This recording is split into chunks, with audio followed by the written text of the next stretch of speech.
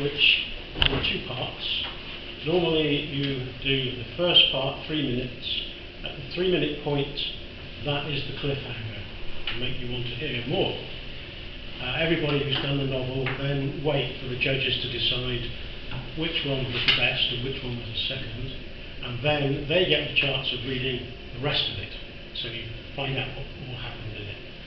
So I'm going to do it. I'm going to have to read it because I can't remember things at the moment, so I'll read it. Edith. She was the epitome of impoverished gentry. She was always immaculately dressed in her twin satin pearls. She was generally to be found at her station in the front garden. If she wasn't pottering about, she was holding court with tea and homemade cakes. Edith would talk to anyone who passed and often invited them in. Edith's husband was in the medical corps during the war, and he'd been listed missing in action. He left enough investments to keep her just about comfortable. And everyone who stopped for tea would hear the story of Edith's problem. During the war, many of her friends had left their homes to go shopping or to see a show and had come back to a missing home, blown apart by falling bombs. Edith was convinced if she left the house, she'd find it gone when she returned. Doesn't matter what people had said, counsellors had said, she was immovable. One of her regular visitors was a local policeman. He became firm friends with Edith because she was good at the gossip. And when he brought his dog, Rex, he absolutely loved her fruitcake. And Edith was very knowledgeable about what was going on, so that was very useful to him.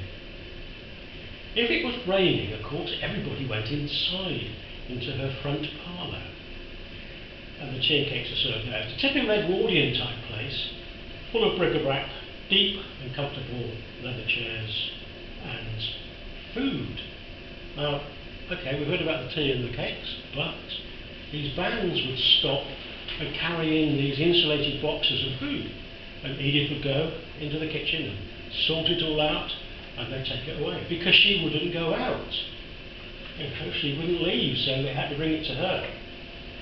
Now, one of the things that happened while Edith was sorting all the food away, Tony was wandering around, and he saw in the corner this little door with a padlock.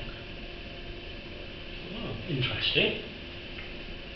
When she came back in, he said, well, you know, what is that door? And she said, well, when my husband died, I locked it. It's a shrine to him. And so nobody has ever been in it. Well, Rex got retired, and a new one called Bouncer. Now, Bouncer, what was he? Cocker Spaniel. He could look for bodies, he could look for drugs, he could look for money, and he also, what else could he look for? Corpses, yeah, that's right. Anyway, he could look for all of them. Bouncer curled up round her feet while she was giving him some cake. Suddenly he shot up. He shot to his feet and headed for the door. Right, so that's where it stops. Because the light has turned red. Yeah, I have to stop speaking at that point. Slightly out, but it doesn't matter. If then the next stage is, well, before we go any further, if I can ask you, what do you think has happened? I'm not sure. I think we better have him back to speak. No, I've got an opinion, but I'm not yes, sure. what do you reckon? She shot her husband in the door. Yeah. Firstly, yeah. See, that is generally what people think. Yeah. It's not true though, because let's get this bit right. Tony pushed the inner door open. My God, was all he could say, stunned by what he saw. He recognised the distinctive odour of acetone and asked for an explanation. Edith broke down and it all came flooding out. She had obtained a first in chemistry, got married, and her husband went missing in France. She had some money, but all that had gone within 2 years, and she couldn't go out to work. One of her fellow undergraduates suggested that she joined him, and she was pretty glad to get it, earn some money, and he set her up with a full chemical lab and a list of drugs, designer drugs that they needed, and they were only being done in small quantities because she couldn't really cope with any more. The van would arrive with the food and the chemicals, the van would go with the drugs, and so it was a nice little business going on. And no one ever thought anything about people coming in to see Edith, because she was always there, people having their tea and their cake. So Edith was doing extremely well, until Bouncer turned up. And Bouncer destroyed everything and she ended up in jail. So sad. That's the novel, and that's how it works. You've got to, in 3-minute bit, you've got to stop dead, they'll stop you. And if you haven't got to the good bit, miss a bit out and get there. Yeah. But that's what you've got to do. You've got to get the point where people want to hear the rest of the story.